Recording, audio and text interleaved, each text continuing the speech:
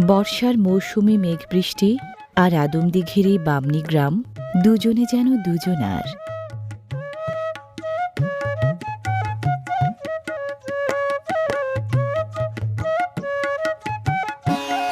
আকাশ ছেয়ে ফেলা মেঘেরা এই গ্রামে বৃষ্টি হয়ে ঝরে যখন তখন।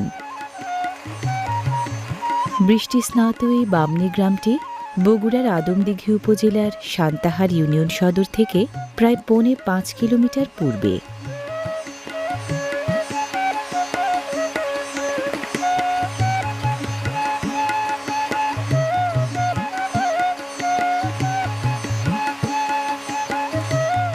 যেখানে যা কিছু আছে ভিজতেই হয় বৃষ্টিতে, কিন্তু ভিজতে নারাজ ঘরে পালা মোরগ মুরগি। বৃষ্টির ছাঁট থেকে বাঁচতে ওরা তাই নিরাপদ আশ্রয়ে।